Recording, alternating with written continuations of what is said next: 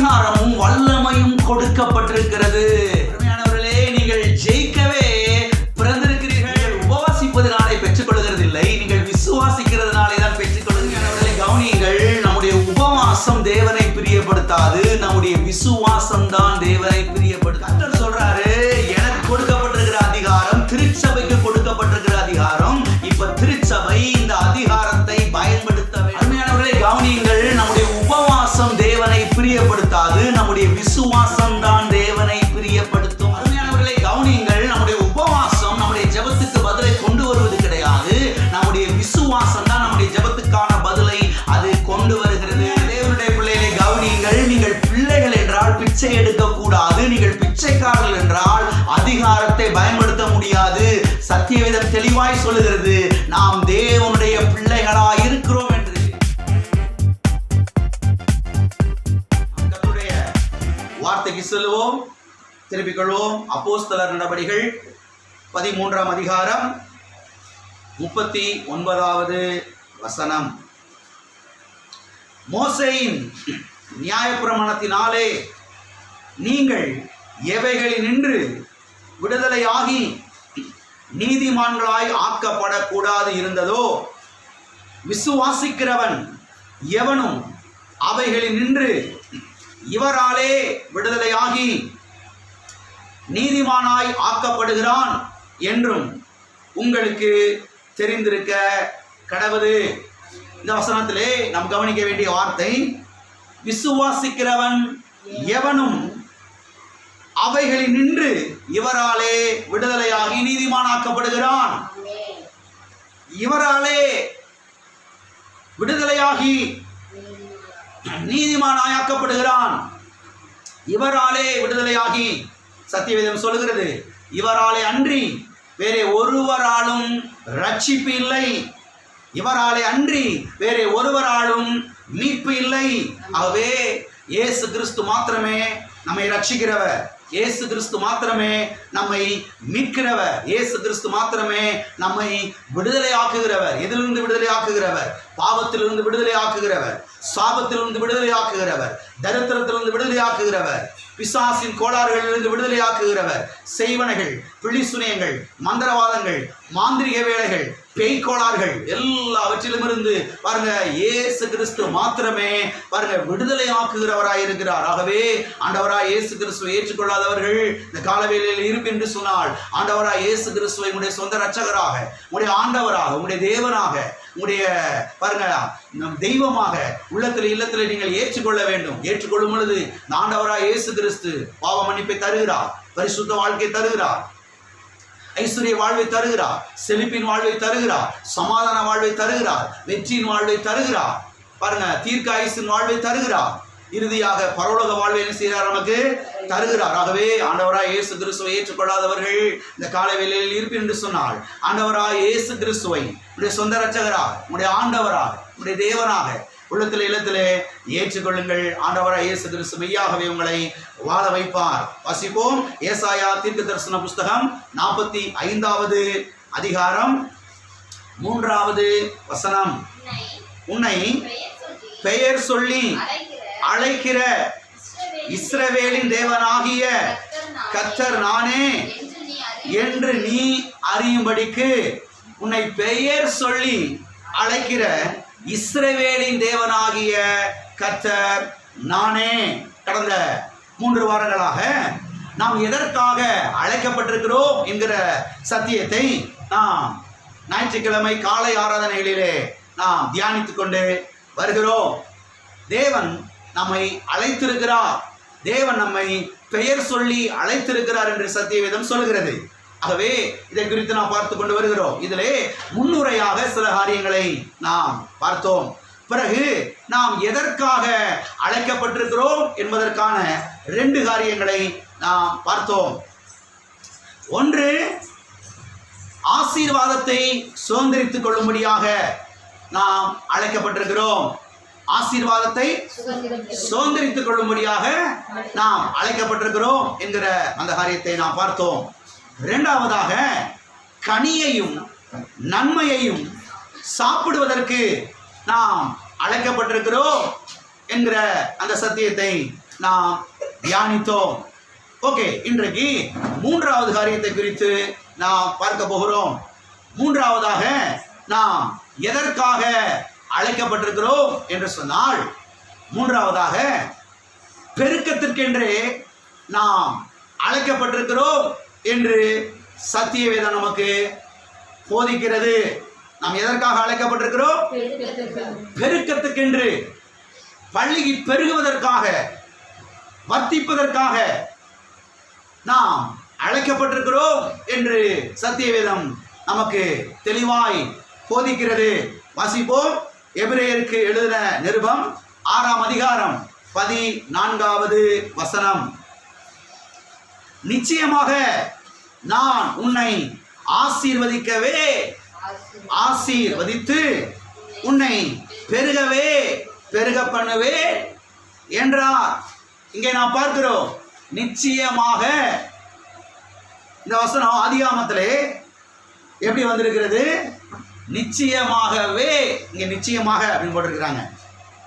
நிச்சயமாகவே நான் உன்னை ஆசீர்வதிக்கவே ஆசீர்வதித்து உன்னை பெருகவே பெருக பண்ணுவேன் என்று சொல்லப்பட்டிருக்கிறது. எல்லா கரங்களை வைத்து சொல்லுவோம். கர்த்தர் என்னை ஆசீர்வதிக்கவே ஆசீர்வதித்து என்னை பெருகவே பெருக பண்ணுகிறார். ஆமென். அப்ப கர்த்தர் நம்மை எதற்காக அழைத்திருக்கிறார்? பெருகுவதற்காகவே, பெருக்கத்திற்காகவே கர்த்தர் நம்மை என்ன செய்திருக்கிறார்? அழைத்திருக்கிறார். சரி, கர்த்தர் இங்கே சொல்லுகிறார் அல்லவா, நான் உன்னை ஆசீர்வதிக்கவே ஆசீர்வதித்து உன்னை பெருகவே பெருக பண்ணுவேன் என்று கர்த்தர் இங்கே சொல்லுகிறார் அல்லவா. இப்ப கேள்வி என்னன்னா, எதிலே நம்மை கர்த்தர் பெருக பண்ணுகிறார்? கர்த்தர் பெருக பண்ணுகிறார், பெருக பண்ணுகிறார், பெருக பண்ணுகிறார். எதிலெல்லாம் கர்த்தர் நம்மை பெருக பண்ணுகிறார்? எந்தெந்த விஷயங்களிலெல்லாம், எந்தெந்த காரியத்திலெல்லாம் கர்த்தர் நம்மை பெருக பண்ணுகிறார் என்பதை சத்திய வேதத்திலே நாம் கவனிக்க வேண்டியது அவசியமாக இருக்கிறது. பாருங்க, கர்த்தர் நம்மை பல விஷயங்களிலே அவர் பெருக பண்ணுகிறவராக இருக்கிறார். அவரை அறிகிற அறிவிலே கர்த்தர் நம்மை பெருக பண்ணுகிறார். கிறிஸ்துவை அறிகிற அறிவிலே கர்த்தர் நம்மை என்ன செய்கிறார்? பெருக பண்ணுகிறார். கிருபையிலே கர்த்தர் நம்மை பெருக பண்ணுகிறார். சமாதானத்திலே கர்த்தர் நம்மை பெருக பண்ணுகிறார். விசுவாசத்திலே கர்த்தர் நம்மை பெருக பண்ணுகிறார். நம்பிக்கையிலே கர்த்தர் நம்மை பெருக பண்ணுகிறார் என்று சத்திய வேதத்திலே நாம் தெளிவாய் பார்க்கிறோம். அது மாத்திரமல்ல, மகிமையிலே கர்த்தர் நம்மை பெருக பண்ணுகிறார். ஆறுதலிலே கர்த்தர் நம்மை பெருக பண்ணுகிறார். ஞானத்திலே கர்த்தர் நம்மை பெருக பண்ணுகிறார். பலத்திலே கர்த்தர் நம்மை பெருக பண்ணுகிறார். தைரியத்திலே கர்த்தர் நம்மை பெருக பண்ணுகிறார் என்று சத்தியவேதம் நமக்கு திட்டம் தெளிவுமாய் போதிக்கிறது. நன்மையிலே கர்த்தர் நம்மை பெருக பண்ணுகிறார். சரீர சுகத்திலே கர்த்தர் நம்மை பெருக பண்ணுகிறார். ஐஸ்வர்யத்திலே கர்த்தர் நம்மை பெருக பண்ணுகிறார். கற்பத்தின் கனியிலே கர்த்தர் நம்மை பெருக பண்ணுகிறார். எதிலே பெருக பண்ணுகிறார்? கற்பத்தின் கனியிலே கர்த்தர் நம்மை பெருக பண்ணுகிறார். நிலத்தின் பாருங்க அந்த விளைச்சலிலே கர்த்தர் நம்மை பெருக பண்ணுகிறார். ஆடு மாடுகளிலே, மிருக ஜீவன்களிலே கர்த்தர் நம்மை பெருக பண்ணுகிறார் என்று சத்தியவேதத்திலே நாம் பார்க்கிறோம். அது மாத்திரமல்ல, கைகளின் பிரயாசத்திலே கர்த்தர் நம்மை பெருக பண்ணுகிறார். சந்ததியிலே கர்த்தர் நம்மை பெருக பண்ணுகிறார். வெற்றியிலே கர்த்தர் நம்மை பெருக பண்ணுகிறார் என்று சத்தியவேதம் நமக்கு தெளிவாய் போதிக்கிறது. அது மாத்திரமல்ல, தீர்க்க ஆயுசிலே கர்த்தர் நம்மை பெருக பண்ணுகிறார். ஆத்தும பெருக்கத்திலே, சபையின் பெருக்கத்திலே கர்த்தர் நம்மை பெருக பண்ணுகிறார் என்று சத்தியவேதத்திலே நாம் பார்க்கிறோம். எல்லாவற்றிலும் கர்த்தர் நம்மை என்ன செய்கிறார்? பெருக பண்ணுகிறார். எல்லாருக்கும் பாருங்க, எல்லா விஷயங்களுக்கும் வசனம் இருக்குது. எல்லா வசனத்தை எடுத்து வாசிக்க நேரம் இல்லை, அதனால தான் நான் வேகமா சொல்லிட்டு போறேன். அப்ப கர்த்தர் பாருங்க, நம்மை பெருக்கத்துக்கென்றே அழைத்திருக்கிறார். கர்த்தர் நம்மை பெருகுவதற்காகவே அழைத்திருக்கிறார். பாருங்க, இதை குறித்து அடுத்த வாரத்தில் நாம் தொடர்ந்து பார்க்க போகிறோம். பள்ளி பெருகுவதற்காகவே கர்த்தர் நம்மை அழைத்திருக்கிறார். சுருங்கி போறதுக்காக இல்ல, போக போக தேஞ்சிக்கிட்டே போறதுக்காக இல்ல, போக போக தொடச்சு கட்டிக்கிட்டே போறதுக்காக இல்ல, போக போக நிலைமை ரொம்ப மோசமா போறதுக்காக இல்ல, போக போக பழுகி பெருகுவதற்காக தான் கர்த்தர் நம்ம நினைச்சிருக்கிறாரு, அழைத்திருக்கிறார். அதெல்லாம் கவனிக்கணும். சத்திய வேதத்துல பிச்சைக்கார வாழ்க்கை வாழ்றதுக்கு, தொடச்சு கட்டிட்டு வாழ்ற வாழ்க்கைக்கு, ஒண்ணுமில்லாத வாழ்க்கைக்கு, தரித்திர வாழ்க்கைக்கு கர்த்தர் நம்ம என்ன செய்யல, அழைக்கல. கர்த்தர் நம்மை பாருங்க பெருகவே பெருக பண்ணுவேன் என்று சொல்லுகிறதை பார்க்கிறோம். நான் உன்னை ஆசீர்வதிக்கவே ஆசீர்வதித்து உன்னை பெருகவே என்ன செய்வேன், பெருகவே. இந்த வே என்ற வார்த்தை ரொம்ப முக்கியம். பெருகவே என்ன செய்வேன், பெருக பண்ணுவேன் என்று கர்த்தர் சொல்லுகிறதை நாம் பார்க்கிறோம். ஆகவே கர்த்தர் நம்மை எதற்காக அழைத்திருக்கிறார், நம்மை குறித்து தேவனுடைய திட்டம் என்ன, நம்மை குறித்து தேவனுடைய சித்தம் என்ன, நம்மை குறித்து தேவனுடைய விருப்பம் என்ன, நம்மை குறித்து தேவனுடைய ஆசைகள் என்ன, நம்மை குறித்து தேவனுடைய நினைவுகள் என்ன.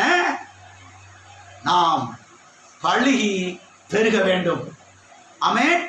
எதிலே பழுகி பெருக வேண்டும், எல்லாவற்றிலும், வாழ்க்கையின் எல்லா பகுதிகளிலேயும், வாழ்க்கையின் எல்லா அம்சங்களிலேயும் பாருங்க நாம் பழுகி பெருக வேண்டும். ஒரு பிசினஸ் ஆரம்பிச்சா அதுல பழுகி பெருகணும்.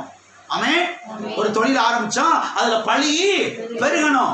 ஒரு வியாபாரத்தை ஆரம்பிச்சா அதுல பழுகி என்ன செய்யணும், பெருகணும். ஒரு திருமணம் முடிஞ்சா அது பழுகி என்ன செய்யணும், எல்லா வேதத்துல என்ன செய்யுது இருக்குது பாருங்க. ஒரு சபைனா அது பழுகி என்ன செய்யணும், 10 பேர் வச்சுட்டு என்ன செய்யக்கூடாது, கொட்டை அடிச்சுக்கிட்டு உட்கார்ந்துட்டு இருக்க கூடாது. ஒரு சபை என்றால் பழுகி பெருகணும், நிரம்பி வழியணும். ஆத்துமாக்களாலே நிரம்பி வழியணும். புருஷர்களாலே, மனைவிகளாலே, வாலிபர்களாலே, வாலிப பிள்ளைகளாலே, சிறியோர்களாலே, பெரியோர்களாலே சபை பாருங்க பழுகி பெருக வேண்டும். சபை பிள்ளைங்க இதெல்லாம் விசுவாசிக்கணும். சபை பிள்ளைங்க இதெல்லாம் விசுவாசிக்கணும். எங்க சபை பழுகி பெருகும். ஆமென். பழுகி பெருகும் என்பதை தேவனுடைய பிள்ளைகள் விசுவாசிக்க வேணும். ஜெபத்துல பாருங்க கர்த்தருக்கு இந்த வசனங்களை எல்லாம் என்ன செய்யணும், நினைப்பூட்ட வேண்டும். அப்ப கர்த்தர் நம்மை எதற்காக அழைத்திருக்கிறார் என்றால் பெருகுவதற்காகவே, பழுகுவதற்காகவே, வர்த்திக்கிறதற்காகவே கர்த்தர் நம்ம என்ன செய்திருக்கிறார், அழைத்திருக்கிறார். எத்தனை சந்தோஷமா இருக்கிறீங்க? காலையிலேயே நல்ல செய்தி உங்களுக்கு.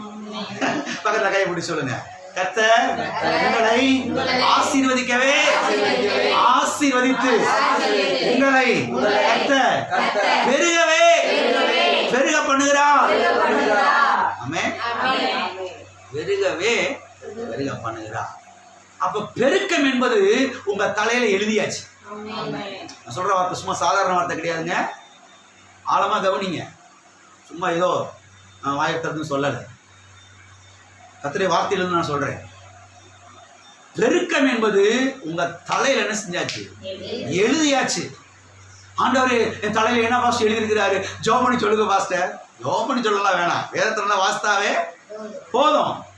கர்த்தர் உங்க தலையில என்ன செஞ்சாரு, அந்த பெருகக்கூடிய சக்தியை, அந்த பழுகக்கூடிய சக்தியை, வர்த்திக்கக்கூடிய அந்த வல்லமைய, அந்த அபிஷேகத்தை, அந்த ஆசீர்வாதத்தை உங்க தலை மேல வச்சுட்டாரு.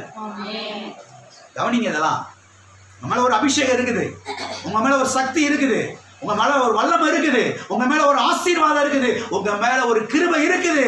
அது என்னன்னா பழுகி பெருகக்கூடிய கிருபை. ஆமென். பழுகி பெருகக்கூடிய கிருபை. இதெல்லாம் அடிக்கடி சொல்லிக்கிட்டே இருக்கணும். எமல தேவனுடைய ஒரு அபிஷேகம் இருக்குது. என்ன அபிஷேகம்னா பழுகி பெருகக்கூடிய அபிஷேகம். என் மேல கர்த்தருடைய ஆசீர்வாதம் இருக்குது. என்ன ஆசீர்வாதம்னா பழுகி பெருகக்கூடிய ஆசீர்வாதம். என் மேல ஒரு வல்லமை இருக்குது. என்ன வல்லமைனா பழுகி பெருகக்கூடிய வல்லமை. யாரு விசுவாசிக்கிறாங்களோ விசுவாசிக்கலையோ நீங்க விசுவாசிக்கணும். விசுவாசிக்க விசுவாசிக்க ஒவ்வொரு நாளும் சொல்ல சொல்ல, ஒவ்வொரு நாளும் ஜெபத்துல நினைப்பூட்ட நான் சொல்றேன், பழுகி பெருக ஆரம்பிச்சிருவீங்க. பழுகி பெருக ஆரம்பிச்சு. கர்த்தர் நம்மை எதற்காக அழைத்திருக்கிறார், பெருகுவதற்காகவே, பெருக்கத்திற்காகவே கர்த்தர் நம்ம என்ன செய்திருக்கிறார், அழைத்திருக்கிறார். அது மாத்திரமல்ல, கர்த்தர் நம்மோடு கூட ஒரு இரத்த உடன்படிக்கை பண்ணியிருக்கிறார் என்று சத்திய வேதம் நமக்கு போதிக்கிறது. நல்லா கவனிங்க. கர்த்தர் நம்மோடு கூட என்ன செய்திருக்கிறாரு, ஒரு இரத்த உடன்படிக்கையை ஏற்படுத்தி இருக்கிறார். எதற்காக கர்த்தர் இந்த இரத்த உடன்படிக்கையை ஏற்படுத்தி இருக்கிறார்னா வாசிப்போம். லேவியராகமம் 26வது அதிகாரம் 9வது வசனம். நான் உங்கள் மேல் கண்ணோக்கமாயிருந்து உங்களை பழுகவும் பெருகவும் பண்ணி உங்களோடே என் உடன்படிக்கையை திடப்படுத்துவேன். உடன்படிக்கையை என்ன செய்வேன்? திடப்படுத்துவேன். கர்த்தர் இங்கே என்ன சொல்லுகிறார் என்றால், நான் உங்கள் மேல் கண்ணோக்கமாயிருப்பேன் என்று சொல்லுகிறார். அடுத்து என்ன சொல்லுகிறார்? நான் உங்களை பழுகவும் பெருகவும் பண்ணுவேன் என்று சொல்லுகிறார்.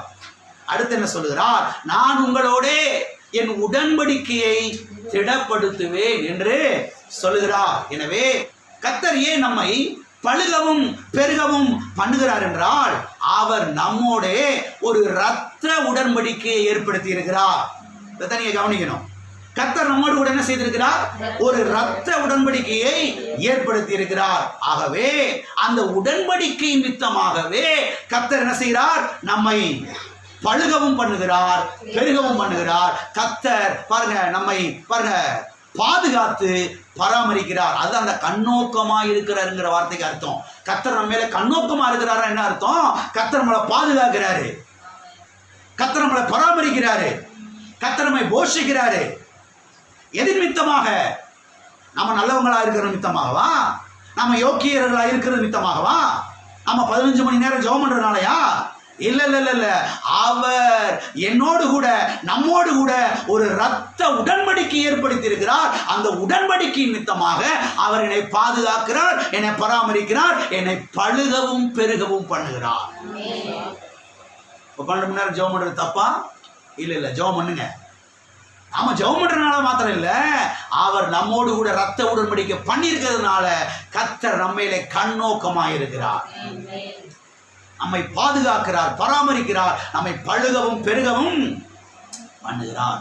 ஆகவே உடன்படிக்கையை உறுதிப்படுத்தும்படியாக இங்கே சொல்லப்பட்டிருக்கிறது, உடன்படிக்கையை திடப்படுத்துவேன், உடன்படிக்கையை திடப்படுத்துவேன். ஆகவே உடன்படிக்கையை உறுதிப்படுத்தும்படியாக, உடன்படிக்கையை பாருங்க நிலைப்படுத்தும்படியாக, உடன்படிக்கையை பாருங்க திடப்படுத்தும்படியாக அவர் நம்மை பழுகவும் பண்ணுகிறார், பெருகவும் பண்ணுகிறார். அவர் நம்மை பாருங்க பாதுகாக்கவும் செய்கிறார், பராமரிக்கவும் செய்கிறார். அவர் நம்மையிலே கண் நோக்கமாய் இருக்கிறார். அருமையானவர்களை கவனியுங்கள். இன்றைக்கு புதிய ஏற்பாட்டிலே பிதாவாகிய தேவன் தம்முடைய குமாரனாகிய இயேசு கிறிஸ்துவின் இரத்தத்தின் மூலமாக நம்மோடு கூட ஒரு இரத்த உடன்படிக்கை ஏற்படுத்தி இருக்கிறார். இது விசேஷித்தமான உடன்படிக்கை, இது மேலான உடன்படிக்கை. அந்த உடன்படிக்கையின் நிமித்தமாக அவர் நம்மை பழுகவும் பண்ணுகிறார், பெருகவும் பண்ணுகிறார். அவர் நம்மை பாதுகாக்கவும் செய்கிறார், நம்மை பாருங்க பராமரிக்கவும் செய்கிறார். எத்தனை பேர் ஆமென் சொல்றீங்க? ஆமென். எல்லாரும் கரங்களை வைத்து சொல்லுவோம். கர்த்தர் என் மேலே கண்ணோக்கமா இருந்து என்னை பாதுகாக்கவும் செய்கிறார், பராமரிக்கவும் செய்கிறார். கர்த்தர் என்னை பழுகவும் பண்ணுகிறார், பெருகவும் பண்ணுகிறார். ஏனென்றால் அவர் என்னோடு கூட ஒரு இரத்த உடன்படிக்கையை ஏற்படுத்தி இருக்கிறார். என்ன உடன்படிக்கை? இரத்த உடன்படிக்கை. பலவிதமான உடன்படிக்கைகள் இருக்கிறது. இதுல இந்த இரத்த உடன்படிக்கை என்பது ரொம்ப ஸ்ட்ராங்கானது. இரத்த உடன்படிக்கை என்பது ரொம்ப ஸ்ட்ராங்கானது. அது சொல்லி ரொம்ப விலைக்கு சொல்றதுக்கு டைம் இல்லை. இந்த ஒரு முறை அதை பார்க்க போகிறோம். உடன்படிக்கை குறித்து போதிக்கும் போது அதை அவங்களுக்கு விலைக்கு சொல்றாங்க. எல்லாம் நிறைய உடன்படிக்கை இருக்கிறது. அதுல ஒரு உடன்படிக்கை இரத்த உடன்படிக்கை. இந்த இரத்த உடன்படிக்கை என்பது ரொம்ப ஸ்ட்ராங்கானது, ரொம்ப உறுதியானது. கர்த்தர் பாருங்க நம்மோடு கூட நம்முடைய குமாரனாய் இயேசு கிறிஸ்துவின் இரத்தத்தின் மூலமாக நம்மோடு கூட இரத்த உடன்படிக்கை பண்ணியிருக்கிறார். அப்ப ஜெபத்துல போய் எப்படி ஜெபிக்கணும்? ஆண்டவரே, உம்முடைய குமாரனாகிய இயேசு கிறிஸ்துவின் இரத்தத்தின் மூலமாக என்னோடு கூட ஒரு இரத்த உடன்படிக்கை ஏற்படுத்தி இருக்கிறேன். இப்ப அந்த இரத்த உடன்படிக்கை நிமித்தமாக நீர் என்னை பாதுகாக்க வேண்டும், பராமரிக்க வேண்டும். என் தேவைகளெல்லாம் நீர் சந்திக்க வேண்டும். நான் போகும்போது வரும்போதும் என்னை பாதுகாக்க வேண்டும். அந்த இரத்த உடன்படிக்கை நிமித்தமாக நீர் என்னை பழுகவும் பண்ண வேண்டும், நீர் என்னை பெருகவும் பண்ண வேண்டும். உடன்படிக்கை உமக்கு நினைப்பூட்டுகிறேன், உடன்படிக்கை உமக்கு நினைப்பூட்டுகிறேன். ஜெபத்துல போய் லோ லோ லோ லோன்னு கத்தக்கூடாது, லவ லவ லவன் கத்தக்கூடாது, ஓன்னு அழக்கூடாது. உடன்படிக்கை என்ன செய்ய வேண்டும்? கத்தருக்கு நினைப்பூட்ட வேண்டும். உடன்படிக்கை நிமித்தமாக அவர் நமக்கு இதை செய்தே. கர்த்தர் சொல்றார், நம்ம மேல கண்ணோக்கமா இருப்பேன், உங்களை பழுகவும் பெருகவும் பண்ணுவேன். ஏன்னா நான் உங்களோடு கூட ஒரு ரத்த உடன்படிக்கை பண்ணியிருக்கிறேன். அந்த ரத்த உடன்படிக்கை திடப்படுத்தும்படியாக, உறுதிப்படுத்தும்படியாக, நிலைப்படுத்தும்படியாக இதை நான் என்ன செய்வேன் என்று அவர் சொல்லுகிறதை நாம் பார்க்கிறோம். ஆமென். வாசிப்போம். உபாகமம் 1ஆம் அதிகாரம். உபாகமம் 1ஆம் அதிகாரம் 10ஆம் வசனம். உங்கள் தேவனாகிய கர்த்தர் உங்களை பெருக பண்ணினார். இதோ இந்த நாளில் நீங்கள் வானத்து நட்சத்திரங்களைப் போல திரளாயிருக்கிறீர்கள்.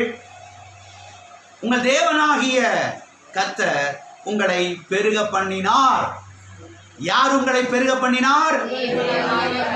உங்கள் தேவனாகிய கர்த்தர். நீங்களாகவே பெருகிறல, உங்க திறமையினால நீங்க பெருகிறல, உங்க மூல அறிவினாலே நீங்க பெருகிறல. நீங்க யூனிவர்சிட்டியில படிச்சீங்கல்ல அந்த சர்டிபிகேட், அதனால நீங்க பழகி பெறுகிறல. உங்கள் தேவனாகிய கர்த்தர் உங்களை பெருக பண்ணினார். எல்லாம் சொல்லுங்க, என் தேவனாகிய கர்த்தர் என்னை பெருக பண்ணுகிறார். சொல்லிக்கிட்டே இருங்க, நான் சொல்றேன், சொல்லிக்கிட்டே இருங்க, விடாதீங்க. ரத்தத்துல கலந்துடட்டும், நம்ம ரத்தத்துக்குள்ள கலந்துடணும் அதெல்லாம். ஆமென். என் தேவனாகிய கர்த்தர் என்னை பெருக பண்றாரு. ஆமென். அடுத்து சொல்லப்பட்டிருக்கிறது இந்த வசனத்திலே, இதோ இந்நாளில் நீங்கள் வானத்து நட்சத்திரங்களைப் போல திரளாய் இருக்கிறீர்கள். இதோ கண்ணை திறந்து பாருங்கப்பா, வானத்து நட்சத்திரங்களை போல இருக்கிறீங்க. எப்படி இருக்கிறீங்க? எப்படி இருக்கிறீங்க? வானத்து நட்சத்திரங்களை போல திரளாய் இருக்கிறீர்கள். இஸ்ரவேல் ஜனங்கள் பாருங்க எப்படி இருக்கிறார்களாம், வானத்து நட்சத்திரங்களை போல திரளாய் இருக்கிறார்களாம். இவர்களை திரளாய் ஆக்கினது யாரு? கர்த்தர். இங்க சொல்லப்பட்டிருக்கிறது, உங்கள் தேவனாகிய கர்த்தர் உங்களை பெருக பண்ணினார். உங்கள் தேவனாகிய கர்த்தர் உங்களை திரளாய் பெருக பண்ணினார் என்று சொல்லப்பட்டிருக்கிறது. 11ஆம் வசனம், நீங்கள் இப்பொழுது இருக்கிறதை பார்க்கிலும் 1000 மடங்கு அதிகமாகும்படி உங்கள் பிதாக்களின் தேவனாகிய கர்த்தர் உங்களுக்கு சொல்லியபடியே உங்களை ஆசீர்வதிப்பாராக. என்ன செய்வாராக? ஆசீர்வதிப்பாராக. எத்தனை மடங்கு அதிகமாகும்படி சொல்லுங்க. எத்தனை மடங்கு? ஏப்பா ஏற்கனவே திரளா இருக்கிறீங்கப்பா, வானத்து நட்சத்திரங்களை போல இருக்கிறீங்க, கடற்கரை மணலை போல திரளா இருக்கிறீங்க. இது போதாதா? சொல்றாரு, போதாது, போதாது. என்ன சொல்றாரு? இப்பொழுது இருக்கிறதை பார்க்கிலும் ஏற்கனவே திரளா இருக்கிறீங்க, இவ்வளவு கூட்டமா இருக்கிறீங்க, அது போதாது. நீங்க இப்ப இருக்கிறத விட இன்னும் 1000 மடங்கு என்ன செய்வீர்கள்?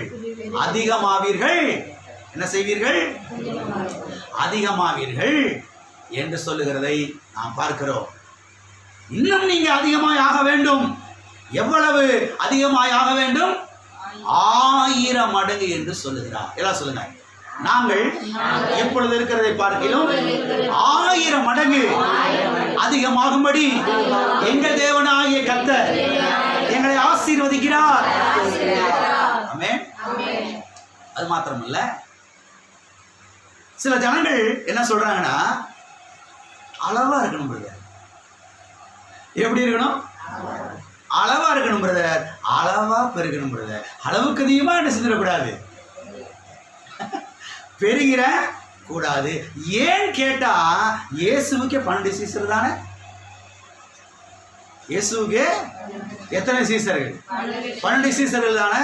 எனவே நமக்கு எதுக்கு பிரதர் இவ்வளவு, நமக்கு எதுக்கு பிரதர் இவ்வளவு என்று சொல்லுகிறார். சிலர் என்ன சொல்றாங்கன்னா, கர்த்தர் நம்மை அளவாதான் பிரதர் ஆசீர்வதிப்பாரு. எப்படி ஆசீர்வதிப்பாரு? அளவுக்கு அதிகமா என்ன செய்ய மாட்டாரு, ஆசீர்வதிக்க மாட்டாரு. அளவான பிரதர் நம்மை கர்த்தர் ஆசீர்வதிப்பாரு. ஆட்டுக்கு மாட்டுக்கு கர்த்தர் வாழை அளந்து வச்சிருக்கிறாரு. ஆட்டுக்கு மாட்டுக்கு கர்த்தர் எதை அளந்து வச்சிருக்கிறாரு? வாழை அளந்து வச்சிருக்கிறாரு. எனவே எல்லாமே ஒரு அளவுதான். அளவுக்கு அதிகமான செய்யக்கூடாது, பெருகக்கூடாது, அளவுக்கு அதிகமா வர்த்திக்க கூடாது. நமக்கு எதுக்கு பிரதர் அளவுக்கு அதிகமா போய்கிட்டு? ஆட்டுக்கு மாட்டுக்குமே கர்த்தர் அளவு தானே வச்சிருக்கிறாரு. நம்ம மாட்டுக்கு அளவா இருந்துட்டு போயிடுவோம். அருமையானவர்களை கவனியுங்கள். இப்படிப்பட்டவர்களை இப்ப நான் சொன்னேன் இல்லையா, இப்படிப்பட்டவர்களை கர்த்தரே நினைச்சாலும் இவர்களை ஆசீர்வதிக்கவும் முடியாது, இவர்களை பெருக பண்ணவும் முடியாது. திட்டமா தெரிந்து கொள்ளுங்கள். முக்கியமா சில காரியத்தை சொல்லிக்கிட்டு இருக்கிறேன். கர்த்தரே நினைச்சாலும், கர்த்தர் வல்லமை உள்ளவர் தானே, கர்த்தர் பெரியவர் தானே, அவரால் எல்லாம் முடியும்ல, முடியும். ஆனா இவங்களுக்கு கர்த்தர் செய்ய முடியாது எதையுமே. ஏன்னா இவனுடைய விசுவாசம் வேற எங்கேயும் என்ன செய்யுது இருக்குது, இவனுடைய எண்ணங்கள் வேற எங்கேயும் இருக்குது, கர்த்தருடைய வார்த்தையில இல்லை. இங்கே அவர் சொல்லுகிறார், மோசே இஸ்ரவேல் ஜனங்களை பார்த்து, நீங்கள் இப்பொழுது இருக்கிறதை பார்க்கிலும் 1000 மடங்கு அதிகமாகும்படி உங்கள் தேவனாய கர்த்தர் உங்களை என்ன செய்வாராக? ஆசீர்வதிப்பாராக. என்ன செய்வாராக? அப்ப ஆசீர்வாதம் எதுக்கு? ஆசீர்வாதம் எதுக்குங்க? தொடச்சு கட்டிட்டு உட்கார்ந்து இருக்கிறதுக்கா? ஒண்ணுமில்லாம உட்கார்ந்துட்டு இருக்கிறதுக்கா? ஹலோ, பரதேசி பண்டாரமா உட்கார்ந்துட்டு இருக்கிறதுக்கா? கஞ்சிக்கு வழியிலாம உட்கார்ந்துட்டு இருக்கிறது ஆசீர்வாதம். ஏற்கனவே தரலா இருக்கிறீங்கப்பா, வானத்து நட்சத்திரங்களை போல. அது போதாது. இவர் சொல்றாரு, கர்த்தர் இன்னும் உங்களை ஆசீர்வதிப்பாராக. எதுக்காக? இப்ப இருக்கிறத விட இன்னும் 1000 மடங்கு பெருகுவதற்காக கர்த்தர் உங்களை ஆசீர்வதிப்பாராக அப்படின்னு ஆசீர்வாதம் கூறுறாரு. ஆசீர்வாதம் கூறும்போது எப்பயுமே வாயை திறந்து ஆமீன்னு சொல்லிடணும். ஆசீர்வாதம் கூறும்போது வாயை உம்முன்னு வச்சுக்கிட்டீங்கன்னா ஒண்ணுமே என்ன செய்யாது. என்ன பிரசங்கம் பண்ணாலும், எவ்வளவு அருமையான வார்த்தைகள் எடுத்து பிரசங்கம் பண்ணாலும், எவ்வளவு சத்தியங்கள் எடுத்து விளக்க சொன்னாலும் ஒரு அசைவு இல்லை, ஒரு ஆமென் இல்லை, ஒரு ஸ்தோத்திரம் இல்லை, ஒரு நன்றி இல்லை. கர்த்தாவே இந்த வார்த்தையை எனக்கு உறுதிப்படுத்துங்கப்பான்னு சொல்லி வாயத்திலிருந்து சொல்றது கிடையவே. அதனால தான் அப்படியே உட்காந்துட்டே இருக்கிறாங்க. 20 வருஷமா சபைக்கு வந்தோம். கவனிங்க பதில. ஏன் சிலருக்கு ஒன்றும் நடக்கல? ஒன்றும் ஆமென் சொல்றது கிடையாது, இது விசுவாசிக்கிறது கிடையாது, இது அப்படியே எடுத்துட்டு போறது கிடையாது, சத்தியத்தை இது அப்படியே இருதயத்தை வச்சு தியானிக்கிறது கிடையாது. இது வீட்டில் போய் அப்படியே பாருங்க யோசித்து தியானித்து அப்படியே ஜபத்துல அதை அப்ளை பண்றது கிடையவே கிடையாது. நீ பாஸ் நல்ல ஒரு பிரசங்கம் பண்ணாரு, நல்லா இருந்துச்சு, ஒன்றும் நடக்காது. ரமணர்களே கவனியுங்கள், கவனியுங்கள். கர்த்தருக்கு சொல்றாரு ஊழியக்காரர் மூலமாக, கர்த்தர் உங்களை ஆசீர்வதிப்பாராக. எதுக்கு? ஏற்கனவே திரளா இருக்கிறீங்க, இப்ப அதுல இருந்து இன்னும் 1000 மடங்கு நீங்க வருதுக்கா ஆசீர்வதிப்பாராக. அப்ப கர்த்தர் உங்களை ஆசீர்வதிச்சிருக்கிறாரு. எதுக்குன்னா இப்ப இருக்கிறத விட இன்னும் 1000 மடங்கு நீங்க பெருகணும். இப்ப இருக்கிறத விட, இப்ப இருக்கிறத விட. அப்ப 1000 மடங்கு வந்ததுக்கு பிறகு அப்பயும் சொல்லணும் இப்ப இருக்கிறத விட, அப்பயும் சொல்லணும் இப்ப இருக்கிறத விட. ஆமென். ஆசீர்வதிப்பாராக. ஆமென்.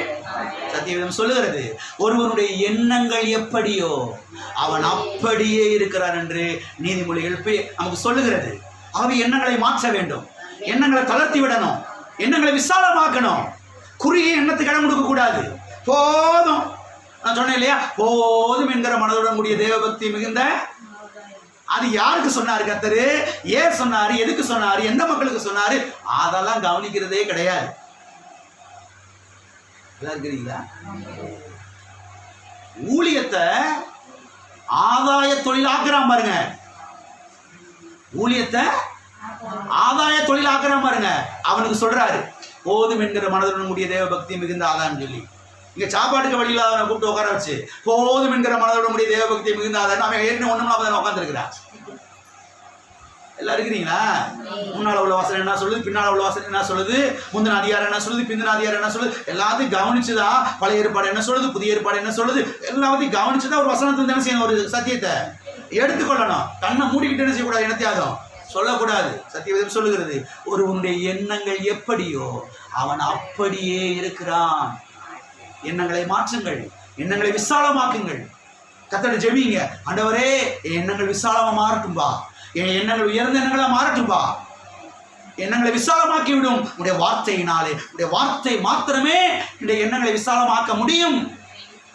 ஆமென்.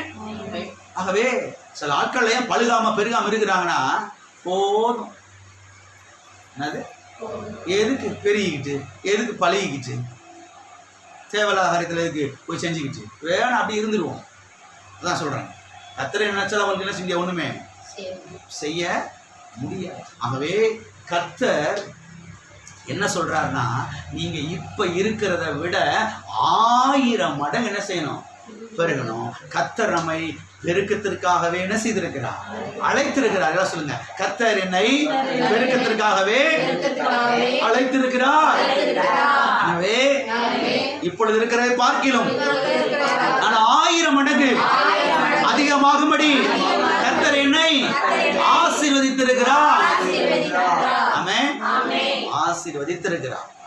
கிறிஸ்துவுக்குள் நாம் ஏற்கனவே ஆசீர்வதிக்கப்பட்டிருக்கிறோம் என்று எபேசியருக்கு எழுதின 1ஆம் அதிகாரம் 3ஆம் வசனம் சொல்லுகிறது. ஆமென். அது மாத்திரமல்ல, இந்த 1000 மடங்கு பெருக்கம் என்கிற மாத்திரத்துல சிலருக்கு மயக்கமே வந்துருக்கு. ஏதாவது எது வந்துருக்கு, இப்ப இருக்கிறத விட ஒரு 2 மடங்கு பெருகினாவே டே அப்பா, அப்படித்தானே? இப்ப இருக்கிறத விட ஒரு 5 மடங்கு பெருகினா, இப்ப இருக்கிறத விட ஒரு 10 மடங்கு பெருகினா, இப்ப இருக்கிறத விட ஒரு 100 மடங்கு பெருகினா, இல்ல எண்ணி பாக்குறீங்களா? 1000 மடங்கு பெருக்குன்னு சொன்ன உடனே சிலருக்கு அப்படியே மயக்கம் என்ன செய்யுது, சிலருக்கு அப்படியே தலையே சுத்துது. 1000 மடங்கா? கர்த்தர் அப்படித்தானே சொல்றாரு. 1 மடங்கு சொல்றாரு, 2 மடங்கு சொல்றாரா, என்ன சொல்றாரு, எத்தனை மடங்கு சொல்றாரு?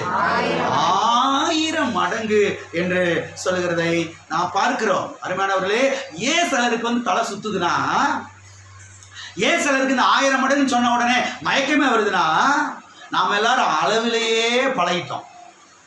நம்ம எல்லாரும் அளவிலேயே பழகிட்டோம். ஹோட்டலுக்கு போனா அளவு சாப்பாடு எழுதி போட்டுருக்காங்க. ஜனதா சாப்பாடு, என்ன சாப்பாடு? இப்பெல்லாம் அந்த வார்த்தை இல்லை. அந்த காலத்துல எல்லாம் ஹோட்டல் எழுதி போட்டுருப்பாங்க ஜனதா சாப்பாடு. ஜனதா சாப்பாடுனாவே புரிஞ்சுக்கிற வேண்டியது என்னது, அதுக்கு மேலே கேட்காத. ஒரு கரண்டி சோறு வைப்போம், அதுலேயே முடிச்சு எந்திரிச்சு போய் இலைய போட்டு, அதுக்கு மேலே சோறை நினைச்சிக்காத, நினைச்சு பார்க்காத. நாம அளவுலையே இருந்து என்ன செஞ்சிட்டோம், பழகிட்டோம். ரேஷன் கடைக்கு போனா அங்கேயும் அளவுதான். ரேஷன்னாவே என்ன அர்த்தம், அர்த்தம் அளவுன்னு அர்த்தம். இங்க ரேஷன்ங்கிற வார்த்தை இங்கிலீஷ் வார்த்தை, ஆங்கில வார்த்தை. அது தமிழ்ல நீங்க மொழிபெயர்த்தீங்கன்னா எப்படி இருக்குது, அளவுன்னு அர்த்தம். எல்லாம் இருக்கிறீங்களா? ரேஷன் கடைக்கு போனா ஒரு மாசத்துக்கு 20 கிலோ அரிசி, 2 கிலோ ஜீனி, 2 கிலோ கோதுமை, 1 லிட்டர் பாம் ஆயில், 2 லிட்டர் மண்ணெண்ணெய், 1 கிலோ துவரம் பருப்பு. எல்லாமே அளவுதான். எவ்வளவு நாளைக்கு? 4 பேர்த்துக்கு இதை வச்சு எப்படி சாப்பிட முடியும்? அவங்க சொல்றாங்க நாங்க அவ்வளவுதான் கொடுக்க முடியுங்கனால, எங்க கவர்மெண்ட்னால அவ்வளவுதான் செய்ய முடியும், கொடுக்க. இப்போ ஹோட்டலுக்கு போனாலும் அளவுதான், ரேஷன் கடைக்கு போனாலும் அளவுதான். எனவே பாருங்க, ரேஷன் கடையின் மேலே கண்களை பதிக்காமல், சொல்ற வார்த்தை கவனிங்க, இதுக்கு தான் நான் அதை சொன்னேன். இப்ப ரேஷன் கடையின் மேல உங்க கண்ணை பதிக்காம அவருடைய வாக்குத்தத்தத்தின் மேலே, அவருடைய கல்வாரியின் மேலே, அவருடைய ரத்தத்தின் மேலே, அவர் பட்ட பாடுகள் மேலே, அவருடைய தலையில வைக்கப்பட்ட அந்த முள்முடியின் மேலே உங்க கண்ணை பதிச்சீங்கன்னா, நான் சொல்றேன், அளவெல்லாம் தாண்டி சூப்பர் மார்க்கெட்டுக்கு போய் பர்ச்சேஸ் பண்ணிட்டு இருக்கீங்க. எங்க போய்? சூப்பர் மார்க்கெட்டா? அதெல்லாம் நம்மளால போக முடியுமா பாஸ்டர்? போவீங்கன்னு சொல்றேன். எத்தனை பேர் ஆமேன்னு சொல்றீங்க? நீங்க ஆமேன்னு சொல்றா கண்டிப்பா போக முடியும். மளிகை கடை கூட போக முடியுமான்னு தெரியல, சின்ன பொட்டி கடைக்கு போக முடியுமான்னு தெரியல. எல்லாம் இருக்கிறீங்களா? உங்க கண்ணை அங்கிருந்து எடுத்து கர்த்தருடைய வார்த்தை மேல, கர்த்தர் மேல, வாக்கு தத்தத்தை கொடுத்தாரே அவர் மேல, அவர் சிலுவையில சிந்தின ரத்தத்தின் மேலே, அவருடைய பாடுகள் மேலே நீங்க கண்ணை பதிச்சீங்கன்னா, நான் சொல்றேன், பெரிய பெரிய மால்களுக்கெல்லாம் போய் என்ன செய்வீங்க? வாங்குவீங்க. ஆமென். அது எவ்வளோ போயிடுப்பா, எடுத்து போடுப்பா. ரேட் எவ்வளோ, அதை பற்றி கவலை, எடுத்து போடி, அது எனக்கு பிடிச்சிருக்கு, எடுத்து போடு. சார் ரேட்டை பற்றி நீ எதுக்கு யோசிக்கிறேன்? வாங்குற நானே என்ன செய்ய ரேட்டை பற்றி அந்த லெவலுக்கு வந்துருவீங்க. இன்னைக்கு ஒருவேளை சாதாரண நிலைமையில் இருக்கலாம். இன்னைக்கு ஒருவேளை ரேஷன் அரிசி சாப்பிட்டுக்கிட்டு ஏதோ ஒரு சாதாரண நிலையில அப்படி போயிட்டு இருக்கலாம், வண்டியை தள்ளிக்கிட்டு போயிட்டு இருக்கலாம். ஆனா ஒரு டைம் வரும், இதெல்லாம் நீ விசுவாசித்தீங்கன்னா இப்படி கண்களை கத்துற மேல, அப்படியே வார்த்தை மேல, அப்படியே நாமத்தின் மேல, ஆவியானவர் மேல, அப்படியே கல்வாரின் மேல நீ வச்சு பழகிட்டீங்கன்னா ஒரு டைம் வரும், கார் எடுத்துட்டு போய் நிப்பாட்டி அது என்ன எடுத்து போடி, அது எனக்கு வேணும் என்று வாங்கிட்டு அந்த மாதிரி கத்தர் பிளேட்டை திருப்பி அந்த மாதிரி மாற்று வராது. ஆமென். கத்தர் எதுக்கு அழைச்சிருக்கிறாரு? பெருக்கத்துக்கென்றே கத்தர் நம்ம என்ன செய்திருக்கிறாரு? அழைத்திருக்கிறார் என்று சத்திய வேதத்திலே நாம் பார்க்கிறோம். ஆகவே தலையே சுத்தினாலும் பரவாயில்ல, மயக்கமே வந்தாலும் பரவாயில்ல, முதலாவது இதை விசுவாசிங்க. பக்கத்துல கைப்பிடி சொல்லுங்க. மயக்கமே வந்தாலும் பரவாயில்ல, தலையே சுத்தினாலும் பரவாயில்ல, முதலாவது இதை விசுவாசிங்க. விசுவாசிக்கிறது கஷ்டமா இருக்குது, விசுவாசிக்கிறது கஷ்டமா இருக்குதா? முதல் விசுவாசத்தை என்ன செய்யுங்க? தட்டி எழுப்பி விடுங்க. விசுவாசிக்கிறேன் ஆண்டவரையும் சொல்லுங்க. விஷயத்தை கத்தர் பார்த்துக்கிடுவார். ஆமென். இதெல்லாம் வாங்க முடியாது பாஸ்டர், இதெல்லாம் ரீச் பண்ண முடியாது பாஸ்டர், இங்கெல்லாமா நாம நினைச்சாலும் இப்படியே பேசி பேசி இன்னும் மோசமான நிலைமை போயிடக்கூடாது. முதல் விசுவாசத்தை என்ன செய்யணும்? ஆரம்பிங்க. விசுவாசிக்க ஆரம்பிங்க. விசுவாசிங்கன்னா சத்தியவேதம் சொல்லுகிறது, விசுவாசித்தால் தேவனுடைய மகிமையை காண்பாய். இல்ல கர்த்தர் முதல்ல மகிமையை காமிக்க சொல்லுங்க, அப்புறம் நான் விசுவாசிக்கிறேன். கர்த்தர் சொல்ற முதல் விசுவாசி, அப்புறம் மகிமை என்ன செய்யறேன்? நான் காமிக்கிறேன். கர்த்தர் முதல்ல அதை எனக்கு செய்ய சொல்லுங்க, அப்புறம் நான் வந்து விசுவாசிக்கிறேன். முதல்ல நீ விசுவாசிப்பா, கர்த்தர் அப்படி என்ன செய்வாரு? செய்வார். ஆமென். விசுவாசித்தால் தேவனுடைய மகிமையை பக்கத்துல கைப்பிடி சொல்லுங்க. தலையே சுத்தினாலும் பரவாயில்ல, மயக்கமே வந்தாலும் பரவாயில்ல, 1000 மடங்கு பெருக்கத்தை விசுவாசிங்க. கர்த்தர் உங்களை 1000 மடங்கு பெருக பண்ணுவார். ஆமென், ஆமென், ஆமென், ஆமென். 1000 மடங்கு கர்த்தர் என்ன செய்வாரு? பெருக பண்ணுவார். அது மாத்திரம் இல்ல, நாம் பெருகுவது யாருக்கு பிடிக்குதோ பிடிக்கலையோ, நாம பெருகிறது தேவனுக்கு பிடிக்குது. ஆமென். எனவே யாரையும் பார்க்காதீங்க, யாரையுமே. நீங்க பாத்தீங்கன்னா உங்க வீட்டுக்கு ஏதாவது ஜாமான் வாங்கினீங்கன்னா உங்களுக்கு நல்ல தூக்கம் வரும், ஆனா பக்கத்து வீட்டுக்காரனுக்கு வாங்கினது யாரு? தூங்காம கிடக்கிறது யாரு? அதான் சொல்றேன். நீங்க பழகி பெறுகிறது யாருக்கு பிடிக்குதோ பிடிக்கலையோ, நீங்க பழகி பெறுகிறது யாருக்கு பிடிக்குது? அதனாலதான் சொல்றேன் விசுவாசிங்கன்னு. அவன் ஒரு மாதிரி நினைச்சிட்டாங்க, ஒரு ஃப்ரிட்ஜுக்கு 2 ஃப்ரிட்ஜ் வாங்கிக்கிறோம் வேணுமா நினைச்சிட்டானா, அவன் என்ன வேணா நினைச்சிட்டு போறேன், நீங்க வாங்குங்க. ஒரு வண்டிக்கு 2 வண்டி அவங்க நினைச்சிட்டாங்க, அவன் என்ன வேணா நினைச்சிட்டு போறான், நீங்க என்ன செய்யுங்க? வாங்குங்க. ஒரு காருக்கு 2 காரு, நீங்க வாங்குங்க. கர்த்தர் சொல்றாரு, இப்ப இருக்கிறத விட 2 கார் வாங்கினதுக்கே அவனுக்கு தூக்கம் வரல, 1000 கார் வாங்கின என்ன ஆகும் தெரியும், போய் சேர்ந்துருவானோ. அதை பத்தி நீங்க கவலையே படாதீங்க. அநேக கிறிஸ்தவர்கள் தோற்று போனதுக்கு காரணம் தெரியுமா? அவங்க என்ன நினைப்பாங்க, இவங்க என்ன நினைப்பாங்க, பாஸ்டர் அவங்க என்ன ஒரு மாதிரியா பாக்குறாங்க. அவன் என்ன வேணாலும் பார்த்துட்டு போறான், என்ன வேணாலும் பேசிட்டு போறான். உங்க கண்ணை வாக்குத்தத்தத்தின் மேல, வாக்குத்தத்தத்தை கொடுத்தவர் மேல, உங்களுக்காக ஜீவனை கொடுத்தவர் மேல வச்சுக்கிட்டே இருங்க. ஆமென். எல்லாரும் இருக்கிறீங்களா? யார் என்ன வேணா நினைச்சு, கர்த்தருடைய வாக்குத்தத்தத்தை பாருங்க, சிலுவையை பாருங்க, அவருடைய தழும்புகளை பாருங்க, அவருடைய காயங்களை பாருங்க. வாக்குத்தத்தத்தை கொடுத்தாரே அவருடைய முகத்தை பாருங்க. அவர்கள் அவரை நோக்கி பார்த்து பிரகாசம் அடைந்தார்கள். அவருடைய முகங்கள் அவர்களை நோக்கி பார்த்தார்கள். அவரை நோக்கி, இயேசுவை நோக்கி. அதனால அவங்க என்ன நினைக்கிறாங்க பாஸ்டர், இவங்க என்ன நினைக்கிறாங்க பாஸ்டர், இவங்க ஒரு மாதிரியா பாக்குறாங்க. யார் என்ன வேணா பார்த்துட்டு போட்டோம், அதை பத்தி கவலையே படாதீங்க. 1000 மடங்கு பெருக்கத்துக்கு கர்த்தர் உங்களை அழைச்சிருக்கிறார்னா நீங்க விசுவாசிங்க, அவ்வளவுதான். ஆமென். எனவே யாரையும் பார்க்க வேண்டாம், தேவனுடைய வாக்குத்தத்தங்களை மட்டும் பாருங்க.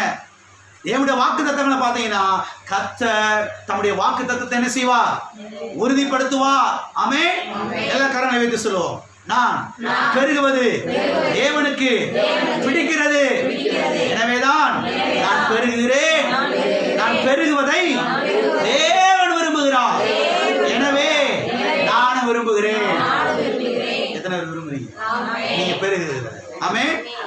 எனவே இந்த நாட்களிலே கர்த்தர் உங்களுக்கு எல்லாவற்றிலேயும் 1000 மடங்கு பெருக்கத்தை தந்தருளுவாராக. சரீர சுகத்திலே 1000 மடங்கு பெருக்கம், சமாதானத்திலே 1000 மடங்கு பெருக்கம், வெற்றியிலே 1000 மடங்கு பெருக்கம், ஐஸ்வர்யத்திலே 1000 மடங்கு பெருக்கம், நன்மையிலே 1000 மடங்கு பெருக்கம், சமுதாய அந்தஸ்திலே 1000 மடங்கு பெருக்கம், ஆத்தும ஆதாயத்திலே 1000 மடங்கு பெருக்கம், பாதுகாப்பிலே 1000 மடங்கு பெருக்கம், எல்லாவற்றிலும் 1000 மடங்கு பெருக்கத்தை உங்களுக்கு கர்த்தர் தந்தருளுவாராக. எத்தனை ராமன் சொன்னீங்க? ராமன் சொன்னவங்களுக்கு கண்டிப்பா பலிக்கும். ஆமென். அது மாத்திரம் இல்ல, பெருக்கம் என்பது தேவனுடைய ஆசீர்வாதமாகும். பெருக்கம் என்பது தேவனுடைய ஆசீர்வாதமாகும். இந்த ஆசீர்வாதம் நம்மையில இருக்கிறது. அதாவது பெருகக்கூடிய ஆசீர்வாதம். என்ன ஆசீர்வாதம்? பெருகக்கூடிய ஆசீர்வாதம். பெருகக்கூடிய அந்த வல்லமை, பெருகக்கூடிய அந்த சக்தி, பெருகக்கூடிய அந்த கிருபை, பெருகக்கூடிய அந்த அபிஷேகம் உங்க மேல என்ன செய்யுது? இருக்குது. அதனால நீங்க என்ன செய்யணும்? பலி பெருகி நிரப்ப வேண்டும். வாசிப்பு ஆதியாகமம் 1ஆம் அதிகாரம் 28ஆம் வசனம். பின்பு தேவன் அவர்களை நோக்கி, நீங்கள் பலுகி பெருகி பூமியை நிரப்பி அதை கீழ்ப்படுத்தி சமுத்திரத்தின் மச்சங்களையும் ஆகாயத்து பறவைகளையும் பூமி மேல் நடமாடுகிற சகல ஜீவ ஜந்துக்களையும் ஆண்டு கொள்ளுங்கள் என்று சொல்லி தேவன் அவர்களை, எவர்களை? ஆதாமையும் ஏவாளையும், அதாவது ஒரு குடும்பத்தை, இப்பதான் 2 பேர் இருக்கிறாங்க புதுசா, அவர்களை கர்த்தர் ஆசீர்வதிக்கிறாரு. எதுக்கு ஆசீர்வதிக்கிறாரு? பலுகி பெருகி பூமியை நிரப்பி கீழ்ப்படுத்தி ஆண்டு கொள்வதற்கு கர்த்தர் என்ன செய்கிறாரு? ஆசீர்வதிக்கிறார். எனவே தேவனுடைய ஆசீர்வாதம் நம்ம மேல இருக்கிறபடினாலே நாம் பலுகி பெருகி பூமி என்ன செய்ய வேண்டும்? நிரப்ப வேண்டும். எதிலே பெருக வேண்டும்? ஏதோ சந்ததியில மாத்திரம் கிடையாது, எல்லாவற்றிலும் என்ன செய்ய வேண்டும்? சந்ததியில பெருகணும். ஃபர்ஸ்ட் பிள்ளைகளை பெற்றெடுக்கணும். அந்த அபிஷேகம் உங்க மேல இருக்குது, அந்த ஆசீர்வாதம் உங்க மேல இருக்குது, அந்த கிருபை உங்க மேல இருக்குது. ஆமென். அந்த வல்லம், அந்த சக்தி உங்க மேல இருக்குது. அதுல பலுகி பெருகணும். சந்ததி பிள்ளைகள் வந்து, அதுக்கு பேர பிள்ளைகள் வந்து, அதோடைய பிள்ளைகள் வந்து, அதோடைய பிள்ளைகள் வந்து இப்படி போகணும். இதெல்லாம் மாத்திரம் இல்ல, எல்லாவற்றிலும் என்ன செய்ய வேண்டும்? பலுகி பெருகணும். எனவே பெருக்கம் என்பது உங்க தலையில எழுதியாச்சு. ஆமென். அதுல எப்படி சொல்லுங்க? பெருக்கம் என்பது உங்க தலையில எழுதியாச்சு. ஆசிங்க ஆதியாகமம் 9ஆம் அதிகாரம் 1ஆம் வசனம். பின்பு தேவன் நோவாவையும் அவன் குமாரரையும் ஆசீர்வதித்து, நீங்கள் பலுகி பெருகி பூமியை நிரப்புங்கள். பாருங்க, உங்களுக்கு தெரியும் இந்த சம்பவம். உலகம் எல்லாம் அழிஞ்சு போச்சு. இப்ப நோவாவும் நோவாவுடைய குமாரர்களும் நோவாவுடைய மனைவியும் நோவாவுடைய குமாரருடைய மனைவியும் தான் இருக்கிறாங்க. 8 பேர் தான் இருக்கிறாங்க. யாரும் இல்லை இந்த உலகத்துல. இப்ப கர்த்தர் வந்து இவங்களை ஆசீர்வதிக்கிறாரு. ஆதியாகமத்துல ஆதாம் ஏவாளை எப்படி ஆசீர்வதிச்சாரோ அதை போலவே கர்த்தர் செய்யறாருங்க. இந்த குடும்பத்தை ஆசீர்வதிக்கிறார். அந்த குடும்பத்தை ஆசீர்வதிச்சதை போலவே இந்த குடும்பத்தை கர்த்தர் ஆசீர்வதிச்சாரு. அந்த குடும்பத்தை கர்த்தருக்கு ஆசீர்வதிச்சாரு. நீங்கள் பலுகி பெருகி பூமியை நிரப்பி கீழ்ப்படுத்தி செய்யுங்கள். அதே வார்த்தைங்க பயன்படுத்துறாரு பாருங்க. நீங்கள் பலுகி பெருகி என்ன செய்யுங்கள். பல நூற்றாண்டுகள் கழித்து அதே வார்த்தை யூஸ் பண்றாரு பாருங்க. இந்த தேவனுடைய விருப்பத்தை கவனிங்க, இந்த தேவனுடைய சித்தத்தை கவனிங்க, உங்களுடைய தேவனுடைய ஆசையை கவனிங்க, உங்களுடைய தேவனுடைய எண்ணங்களை கவனிங்க. நீங்கள் பழுகி பெருகி பூமி என்ன செய்யுங்கள். அதுக்காகவே ஆசீர்வதிக்கிறாருங்க நோவாவை, அவருடைய பிள்ளைகளை. கர்த்தர் நோவாவையும் அவருடைய குமாரரை ஆசீர்வதித்து அப்புறம் சொல்றாரு, நீங்கள் பழுகி பெருகி என்ன செய்யுங்கள், பூமியை நிரப்புங்க. கர்த்தர் உங்களை என்னை ஆசீர்வதித்திருக்கிறார் கிறிஸ்துவுக்குள்ளே. எதற்காக? நாம் பழுகி பெருகுவதற்காக. ஆமென். விருத்தி அடைவதற்காக. 7ஆம் வசனத்தை வாசிங்க. நீங்கள் பழுகி பெருகி பூமியிலே திரளாய் வர்த்தித்து விருத்தி ஆகுங்கள் என்றார். மறுபடியும் சொல்றாரு. மறந்துடக்கூடாது மக்கள். நோவாவுடைய குடும்பத்தார் மறந்துடக்கூடாதே, இது மனதில் பதிச்சு வைக்கணுமே அப்படின்னு சொல்றாரு. நீங்கள் பழுகி பெருகி பூமி என்ன செய்யுங்கள், நிரப்புங்கள், விருத்தியாகுங்கள் அப்படின்னு சொல்றார்.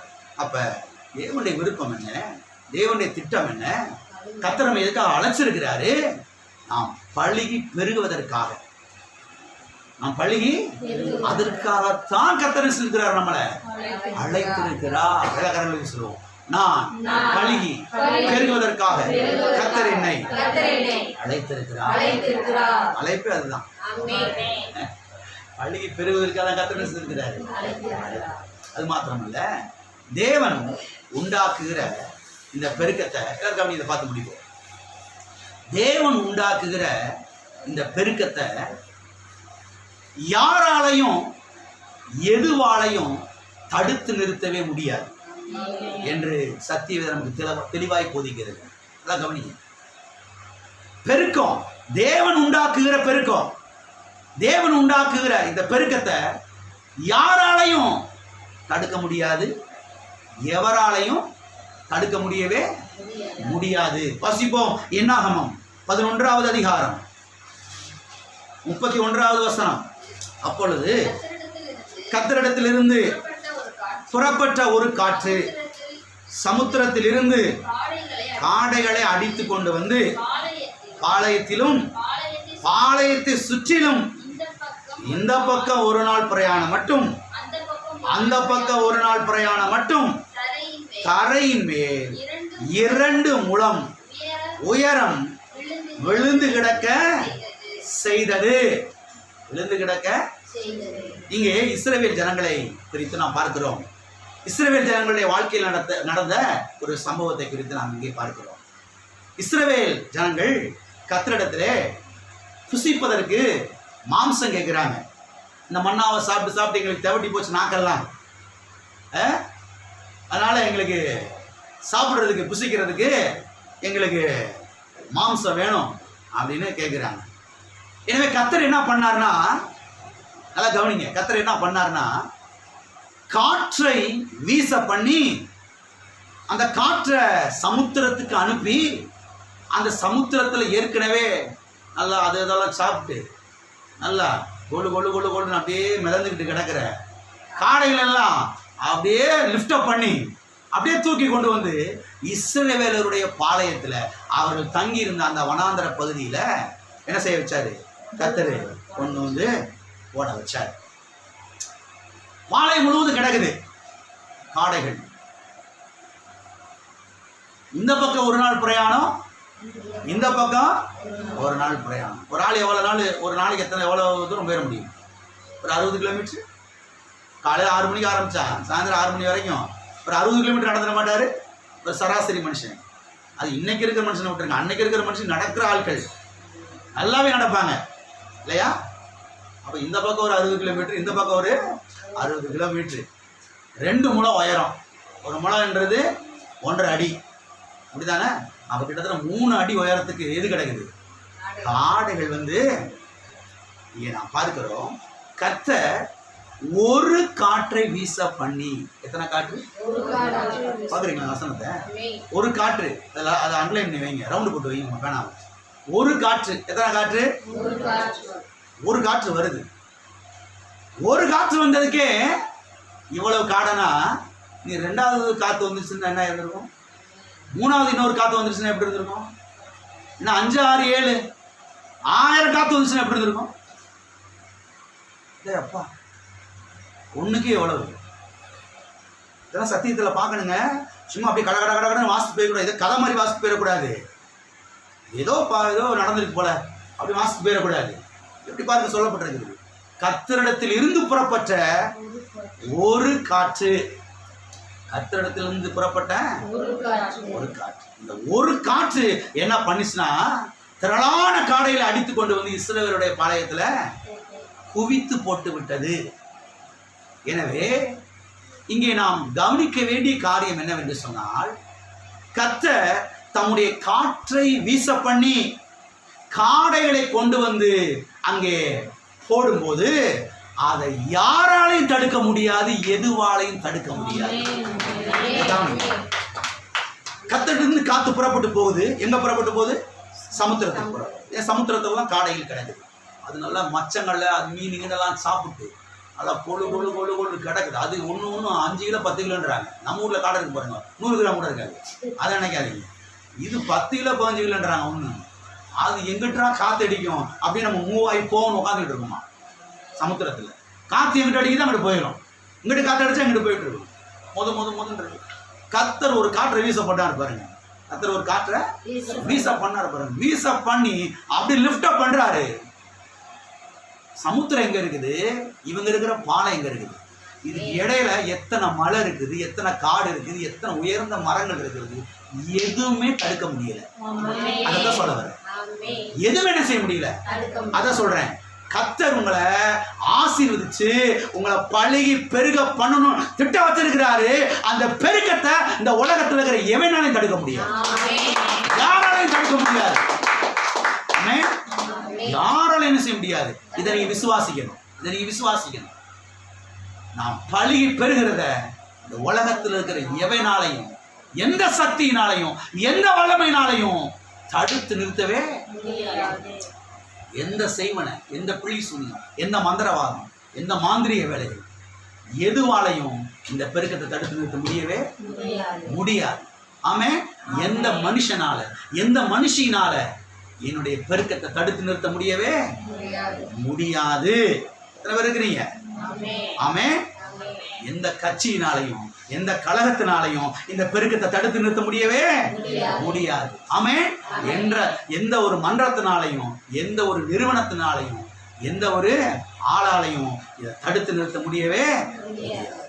ஏனென்றால் இது ஆவியானவர் உண்டாக்குகிற பெருக்கம். சொல்லப்பட்டிருக்கு இல்லையா, கர்த்தரிடத்திலிருந்து புறப்பட்ட ஒரு காற்று. இந்த காற்று யாருக்கு தெரியுமா அடையாளம்? பரிசுத்த ஆவியானவருக்கு அடையாளமா இருக்கிறது. யாருக்கு அடையாளமா இருக்கிறது? பரிசுத்த ஆவியானவருக்கு அடையாளமா இருக்கிறது. எத்தனை பேர் பரிசுத்த ஆவியானவர் அபிஷேகத்தை பெற்றிருக்கிறீங்க? அப்ப ஆவியானவர் உங்களுக்குள்ள வந்து இருக்கிறதுடைய நோக்கமே என்னன்னா, பல நோக்கங்கள். ஆவியானுடைய அபிஷேகம் உங்க மேல ஊற்றப்பட்டதனுடைய நோக்கங்கள் பல நோக்கங்கள். அதுல ஒரு நோக்கம் என்னன்னா, நீங்க பழகி பெருகுவதற்காக. ஆமென். ஆவியானவர் உங்களுக்குள்ள இருக்கிறாரு. அதனால நல்ல அந்நிய பாஷையில் நிறைந்து ஜெபிங்க. ஒவ்வொரு 4 நேரத்தை ஒதுக்கி 1 மணி நேரம் 2 மணி நேரம் நல்ல அந்நிய பாஷையில் நிறைந்து ஜெபம் பண்ணீங்கன்னா ஆவியானவர் உங்க வாழ்க்கையில என்ன செய்வார்? பெருக்கத்தை உண்டாக்குவா, பெருக்கத்தை கட்டளையிடுவா. ஆமென். எதெல்லாம் உங்க வீட்டுக்கு வந்து சேரணுமோ அதெல்லாம் ஆவியானவர் கொண்டு வந்து சேர்ப்பார். நம்ம மாம்ச பலத்தினால முடியாது, நம்முடைய மூல அறிவினால முடியாது, ஆவியானவரால சத்தியவேதம் சொல்லுகிறது. பலத்தினாலும் அல்ல, பராக்கிரமத்தினாலும் அல்ல, ஆவியானவராலே எல்லாம் ஆகும். ஆமென். ஆகவே பரிசுத்த ஆவியானவருடைய காற்று இது, பரிசுத்த ஆவியானவருடைய வல்லமை. ஆகவே அந்த வல்லமை உங்க மேல இருக்குது. ஆகவே நீங்கள் பழகி பெருகுவதை இந்த உலகத்தில் இருக்கிற யாராலையும் தடுக்க முடியவே முடியாது. இப்ப இதைத்தான் நீங்க எப்படி விசுவாசிக்கணும்? எங்க சபை பழகி பெருகும். எங்க சபை பழகி பெருகும். புருஷர்களாலே, மனைவிகளாலே, சிறியோர்களாலே, பெரியவர்களாலே, வாலிபர்களாலே, வாலிப பிள்ளைகளாலே எங்க சபை பழகி பெருகும். ஆமென். மந்தை பெருகுகிறது போல அவர்களின் சபையின் மனிதர் என்ன செய்வேன்? பெருக பண்ணுவேன். ஆமென். சின்னவன் 1000 சிறியவன் பலத்த ஜாதியுமாவான். நீங்கள் இப்பொழுது இருக்கிற பார்க்கிலும் 1000 மடங்கு பெருகுவீர்கள். ஆகவே எங்கள் சபையின் பெருக்கத்தை இந்த உலகத்தில் இருக்கிற யாரால என்ன செய்ய முடியாது? எத்தனை விசுவாசி எல்லாம் சொல்லுங்க. எங்க சபையின் பெருக்கத்தை, எங்க சபையின் வளர்ச்சியை உலகத்தில் இருக்கிற யாராலையும் எதுவாலையும் தடுத்து நிறுத்தவே முடியாது. ஆவியானவர் சபையை பழுகி பெருக பண்ணுகிறார். ஆகவே பெருகக்கூடிய அந்த வல்லமை, பெருகக்கூடிய அந்த ஆற்றல், பெருகக்கூடிய அந்த ஆசீர்வாதம், பெருகக்கூடிய அந்த கிருபை அது உங்க மேல என்ன செய்யுது இருக்குது. ஆகவே நிச்சயமாய் நீங்கள் என்ன செய்வீர்கள்? பழுகி பெருகுவீர்கள். ஆமென். அது மாத்திரமல்ல, ஆண்டவராய் இயேசு கிறிஸ்து கல்வாரி சிலுவையிலே ஒடுக்கப்பட்டார் என்று சத்திய வேதத்திலே நாம் பார்க்கிறோம். வாசிப்போம். ஏசாயா தீர்க்கதரிசன புஸ்தகம் 53ஆம் அதிகாரம் 7வது வசனம். அவர் நெருக்கப்பட்டும் ஒடுக்கப்பட்டும் இருந்தார். போதும். அவர் ஒடுக்கப்பட்டும் அவர் நெருக்கப்பட்டும் இருந்தார். இங்கே நான் பார்க்கிறோம், அவர் ஒடுக்கப்பட்டார். என்ன செய்யப்பட்டார்? சில ஆட்கள் பார்த்தீங்கன்னா, சில ஆட்களை ஒடுக்குவாங்க. எதுக்கு ஒடுக்குவாங்கன்னா, அவங்க என்ன செய்யக்கூடாது? பழிக்கு பெரியக்கூடாது. அவங்க பழிக்கு பெரியக்கூடாது. அவங்க பெரிய ஆளா வந்துடக்கூடாது. அவங்க பெரிய கம்பெனியா வந்துடக்கூடாது. எல்லாம் தெரியுங்களா? அவங்க சபை பெரிய சபையா வந்துடக்கூடாது. அதுக்காக என்ன செய்யறது? அவங்கள ஒடுக்கிறதுக்காக திட்டங்கள்லாம் போடுறது.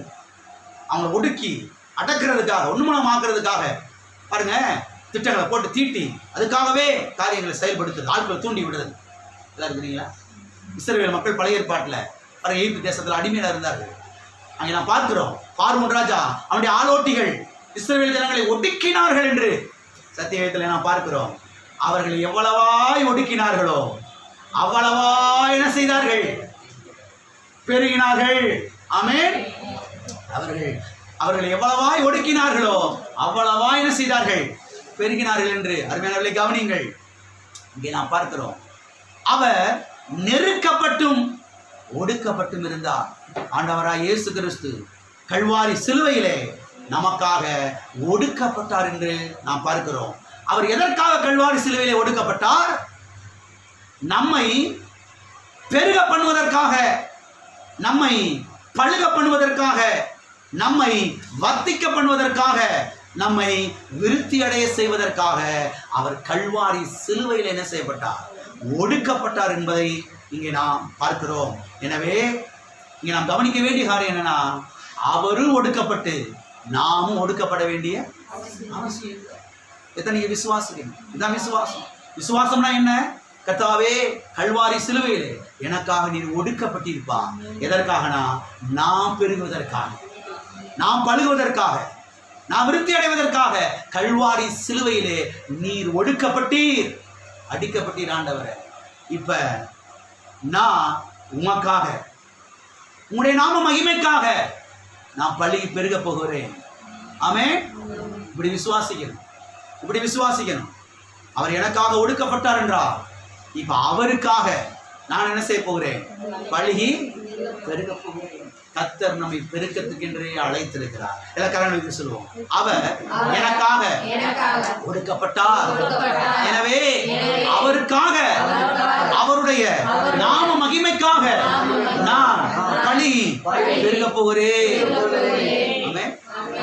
ஏன் பெருக வேண்டும்? அவர் எனக்காக பட்ட பாடுகள் வீணாய் போய்விடக் கூடாது என்பதற்காக. ஆமென். இந்த வைராக்கி உள்ள என்ன செய்ய ஆரம்பிக்கணும்? பெருக ஆரம்பிக்கணும். பெருக வேண்டியது அவசியமாக இருக்கிறது. போதும் பாஸ்டர், என்ன பாஸ்டர், போதும். இந்த ஒரு கட்டைக்கு போதாதா? ஒரு சின்ன வீடு, என்னது ஒரு கட்டை, அது கர்த்தருடைய சரீரமாகவே நினைக்கிறது கிடையாது. சரீரம் கர்த்தர் கொடுத்த சரீரமாகவே கட்டை, விறகு கட்டை, குச்சி, என்னத்தையான்னு சொல்ற. போதும் பாஸ்டர், ரொம்ப ஆசைப்படக்கூடாது பாஸ்டர். உங்களை யாரும் ஆசைப்படாது? ரொம்ப வாக்குத்தத்தம் தானே விசுவாசிக்க சொல்றோம். இதா இருக்கிறீங்க. உலக ஆசை வேற, சில ஆட்கள் வேற மாதிரி போயிடுவாங்க. அது வேற, அது அதை போதிக்கிறது கிடையாது. கர்த்தர் அப்படி போதிக்கிறது இல்லை. கர்த்தர் சொல்றாரு, நீ இப்ப இருக்கிறத விட 1000 மடங்கு பெருகணும். இதை நான் விரும்புறேன், நான் ஆசைப்படுறேன். எனவே என் கூட சேர்ந்து நீ ஆசைப்படு, நீ விரும்பு. கர்த்தரோடு சேர்ந்து ஆசைப்படுறது விரும்புறது தப்பு கிடையவே கிடையாது. அதனால அதிக பிரசங்கித்தனம்லாம் பண்ணாம கர்த்தாவே தோத்திரம், இனி பெருக்கத்துக்கு அழைத்திருக்கிறீர், அதுக்காக உமக்கு ஸ்தோத்திரம். காலத்துல எல்லாம் குடுத்திக்கிறதுக்கு 2 ட்ரெஸ் தான் இருக்கும். இப்ப நீ சிரிக்கிறத பார்த்தா நிறைய இருக்குன்னு அர்த்தம். தோத்திரம் இன்னும் நிறைய வரப்போகுதுன்னு அர்த்தம். ஆமே, விசுவாசிங்க, தப்பு இல்லை. பாஸ்டர், உலகத்தில் எத்தனையோ ட்ரெஸ் சொல்லாமல் இருக்கிறார்கள், நம்ம ட்ரெஸ் போடுறது நல்லதா? சில கவலை எப்படி வருது பாருங்களேன். உலகத்தில் எத்தனையோ பேர் சாப்பாடு இல்லாமல் கிடக்கிறார்கள். சத்தம் கேட்குது இங்க இருந்து. நீ நல்ல சாப்பாடு சாப்பிட்றியா? அவங்கள சாப்பாடு இல்லாமல் கிடக்குறாங்க. இல்லை இருக்கிறீங்களா? போயிட்டீங்க. அருமையானவர்களை கவனிங்கள். ஏற்கனவே சொன்னதை மறுபடியும் சொல்றேன். நம்ம கடவுள் கிடையாது. நம்ம யாரு கிடையாது? உலகத்தினுடைய தேவைகளெல்லாம் சந்திக்கிறதுக்கு நாம கடவுள் கிடையாது. கடவுளுடைய ஸ்தானத்தை நம்ம என்ன செய்யக்கூடாது? எடுக்கக்கூடாது. அவர்கள் கர்த்தரை விசுவாசிக்க வேண்டும். சிலுவையில் அறையப்பட்ட இயேசு கிறிஸ்துவை விசுவாசிக்க வேண்டும். இயேசுவை ஆண்டவராக ஏற்றுக்கொள்ள வேண்டும். சுவிசேஷர்களை கர்த்தர் அனுப்புகிறார். சுவிசேஷத்தை கர்த்தர் அறிவிக்கிறார். அவர்கள் அதை விசுவாசிக்க வேண்டும். கர்த்தர் தரித்திரத்தை மாற்றுவார். ஆமென். ஆகவே அங்க இப்படி இங்க இப்படின்னு சொல்லி நீங்க பட்டியா கிடந்துடாதீங்க. ஸ்தோத்திரம் பண்ணி செய்யுங்க. நீங்க நல்ல ட்ரெஸ் உடுத்தாம கிடந்துடாதீங்க. நல்ல ட்ரெஸ் உடுத்துங்க. நல்ல விசுவாசிங்க. ஆமென். சில ஆட்கள் பார்த்தீங்கன்னா சபைக்கு பீத்தை கட்டிட்டு வருவாங்க, கல்யாண மண்டபத்துக்கு நல்லதாக கட்டிட்டு வருவாங்க. எங்கிட்ட குத்துதோ, எங்கிட்ட இடிக்குதோ, கல்யாண மண்டபத்துக்கு செய்வாங்க நல்லா இருக்குல்ல, பெட்டராக போட்டு போகிறது, பெஸ்ட்டை போட்டு போகிறது. சர்ச்சுக்கு வரும்போது ஏன்னா 4 பேர் பரிதாபம் போடுவாங்கல்ல. யாருடைய பரிதாபம் எனக்கு வேணவே வேணாம். கர்த்தர் என்னை ஆசீர்வதிப்பார். கர்த்தர் என்னை உயர்த்துவார். கர்த்தரின் தேவைகளை சந்திப்பார். கர்த்தர் என்னை பெருக்கத்துக்கு அழைத்திருக்கிறார். என் மேல கர்த்தருடைய ஆசீர்வாதம் இருக்குது, கர்த்தருடைய அபிஷேகம் இருக்குது, கர்த்தருடைய கிருபை இருக்குது, கர்த்தருடைய வல்லமை இருக்குது. கர்த்தருடைய பாருங்க அபிஷேகம் என் மேல இருக்கிறனால நான் பள்ளிக்கு பெருகுவேன். ஆமென். எல்லா கண்களும் நாம் ஜெபிப்போம்.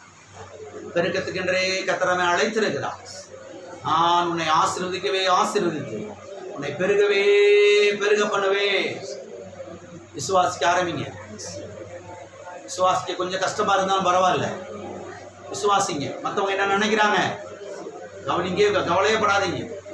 மற்றவங்க என்ன நினைக்கிறாங்க அதை பத்தி அவசியமே இல்லை. கர்த்தர் என்ன நினைக்கிறாரு, கர்த்தர் என்ன நினைக்கிறார், கர்த்தர் இதை விரும்புறாரு, கர்த்தர் இதை ஆசைப்படுறாரு. விசுவாசிங்க. கல்வாரி சிலுவையில கர்த்தர் ஒடுக்கப்பட்டார் நம்மை பழுகி பெருக பண்ணுவதற்கா. ஓ ஸ்தோத்திரம், ஸ்தோத்திரம், ஸ்தோத்திரம். ஹல்லேலூயா, ஹல்லேலூயா, ஹல்லேலூயா. நல்லவரே ஸ்தோத்திரம், ஸ்தோத்திரம், ஸ்தோத்திரம். பிதாவே, இயேசு நாமத்தில் உடைய சமூகம் ஆசீர்வதிக்கப்பட்ட இந்த வேலைக்காக நன்றி. ஓ தேவனே, துதிக்கிறோம், ஸ்தோத்திரிக்கிறோம். பெருக்கத்துக்கென்றே நீர் எங்களை அழைத்திருக்கிறீர். கர்த்தாவே, பெருகக்கூடிய அந்த வல்லமை, இந்த சக்தியை பிள்ளைகள் ஒவ்வொரு மேலே நீ வைத்திருக்கிறீர்ப்பா. ஓ ஸ்தோத்திர ஆண்டவரே, இயேசு நாமத்துல இந்த சபைக்கு வருகிற ஒவ்வொரு பிள்ளைகளும் பழுகி பெருகுவார்களாக. எல்லாவற்றிலும் இயேசு நாமத்தினாலே பழுகி பெருகுவார்களாக. சுகத்தை பெற்றுக்கொள்வார்களாக. இயேசு நாமத்தினாலே ஐஸ்வர்யத்தை பெற்றுக்கொள்வார்களாக. வல்லமை வாழ்வை பெற்றுக்கொள்வார்களாக. இயேசு நாமத்தினாலே அற்புதங்களை விசுவாசிக்கிறோம் ஆண்டவரே. கர்த்தாவே, எங்கள் சபை இப்பொழுது இருக்கிறதை விட 1000 மடங்கு பழுகி பெருகிறபடியால் ஸ்தோத்திரம். விசுவாசத்தை கனமணுகிற தேவன், பச்சித்த வருஷங்களின் விளைவை திரும்ப தருவேன் சொன்னீரே. நான் உனக்கு முன்பாக போய் கோணலானவைகளை செவ்வையாக்குவேன் சொன்னீரே. வார்த்தைகளை உறுதிப்படுத்தினட்டா. ஓ ஸ்தோத்திர ஆண்டவரே, இது கர்த்தரால் ஆயிற்று, நம்முடைய கண்களுக்கு ஆச்சரியமாய் இருக்கிறது என்று சொல்லத்தக்க ரீதியிலே நீ செய்ததற்காக நன்றி. எல்லா துதிகனமையும் உமக்கே செலுத்துகிறேன். இயேசு நாமத்தில் பிதாவே.